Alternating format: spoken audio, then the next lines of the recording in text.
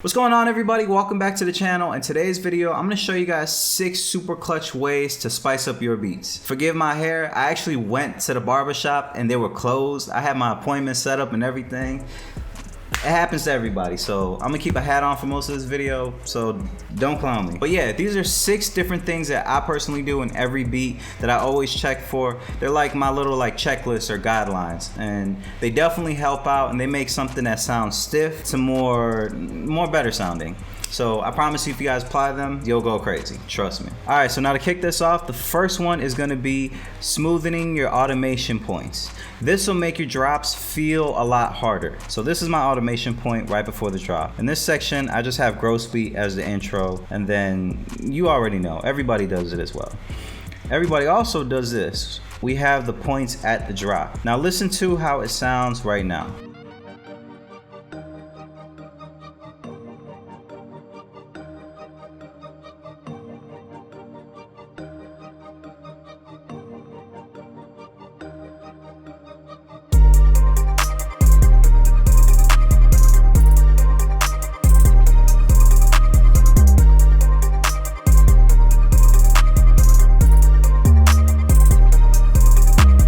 Now there's nothing wrong with that. That sounds fine, but one of the things that I like to do is I like to have smooth transitions from one part to the other. There's a tension and release in there. One of the things that I do, I go over and I bring this tension point all the way to the nearest bar, which is 8 right here, right? And then in the middle, there's a tension point.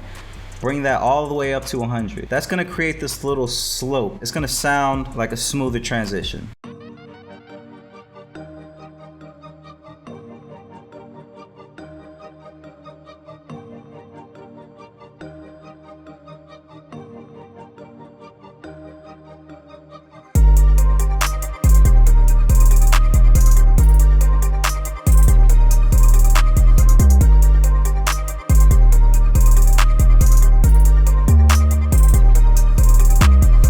Hopefully you see what I mean. There's a smoother transition. And if you want it to be even smoother, you can just bring that point all the way over to in between that bar and boom, just adjust it as well. Or bring it to the last one. You could approach it however, as long as there's a smooth transition, it'll make your drops feel way more intense and way more present. Now the second thing you can do to spice up your beats is having a filter on your outro. Let me show you the difference it'll make. So this is the outro, right?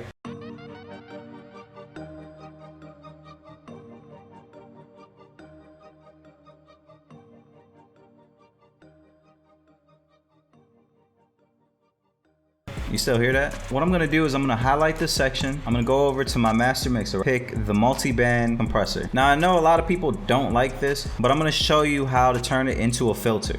Now there's a low band, a mid band, and a high band, and in between there's an A, an M, and a B there. You'll notice by the different colors. Go to the high band, hit that middle M, go to the mid band, hit that middle M. And then with this is gonna be the filter right here.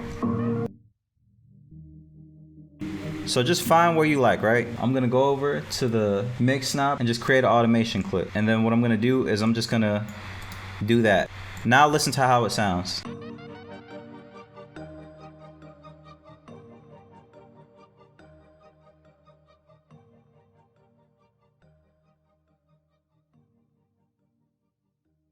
It sounds way smoother and it's a better ear-pleasing transition there. You also don't want to forget that you want to add another automation clip at the beginning and then make it unique and then bring it all the way down to where it's disabled. So that way it doesn't repeat throughout the whole beat. Now speaking of transitions, the third thing you're going to want to do is on your 808s, you're going to want to change the 7th and 8th bar. Now as you can see, I have the same 808 pattern. It's pretty consistent. If I go into the pattern, you'll see it's pretty different right here. The first half is way different than the second half right over here. Right? Now usually what we like to do all the time is just come up with that first pattern that's super simple and then just copy it over. But I find that if you copy it over and then you switch up that 7th and 8th bar right here and just add a little bit of excitement, you know, some rolls or whatever, it'll give the listener, it'll catch the listener by surprise.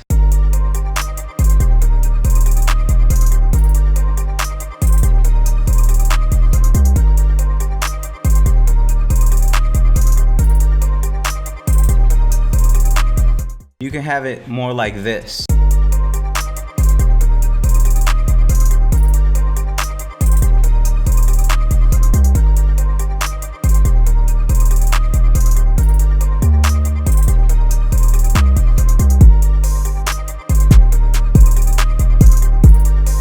see what I mean? It sounds harder and it catches you by surprise. I could just do some random stuff right over here.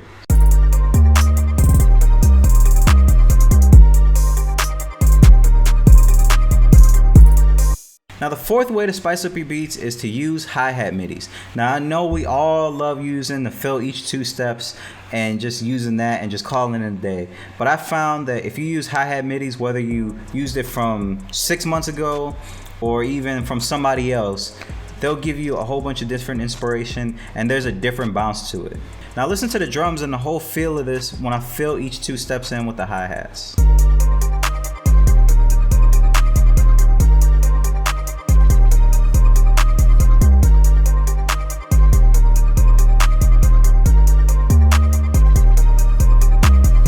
It doesn't really give it a lot of movement and it kind of feels very stagnant. It feels very like still. So one of the things that I like to do is I like to go to my new pack, which is the Rapid Fire Volume 2 kit, which people love the first one. So I really went in and took time and did the second one.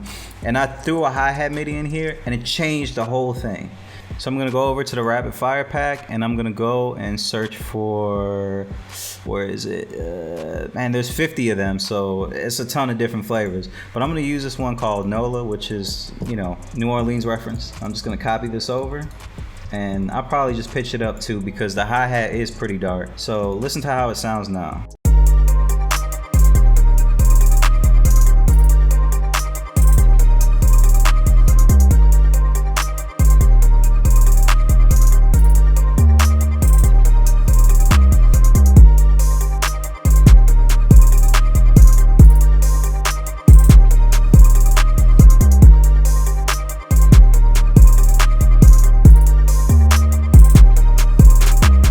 See what I mean? When you add a hi-hat, it gives it a totally different bounce.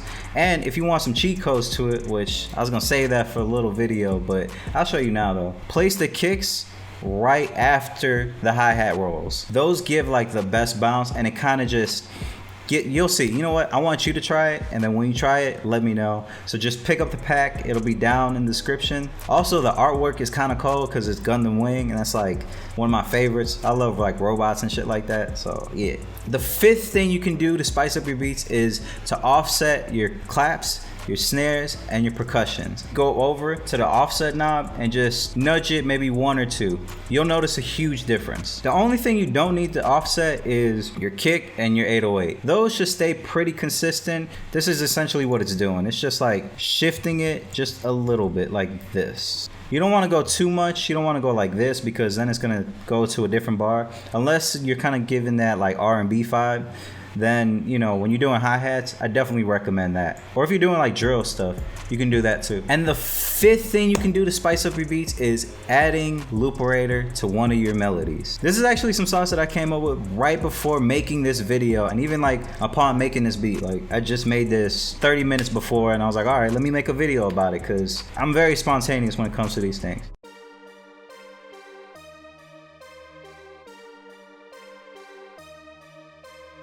Now it's cool, but I wanted to make it more unique sounding and kind of stand out a little bit more. One thing I did was I went to the instrument, which is one of my one-shots, the Daytona one-shot for my battery pack kit. That's down below as well. And I just went to the instrument settings, I adjusted it so I can play it out, right? I used Looperator and I just threw it on there and I messed with a couple settings. And then upon doing that, this is what it sounds like now.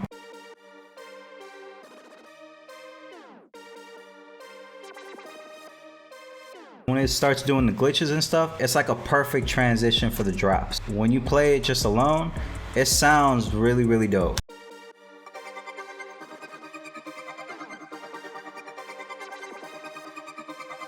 So those are 6 super clutch ways that you can spice up your beats. You can do this with any DAW, and I promise you, they're all gonna slap. So I hope you guys take all these gems and apply it to what you already have, even if it's an old beat or a new beat or whatever. It'll make a huge difference, I promise you. The new MIDI kit is down below. I got the cosign from so many big people, big amazing records they've done. So yeah, definitely go click that, definitely go cop that. And I appreciate you guys for watching. Let me know what else you guys want to see in the comments, and I'll see you next time.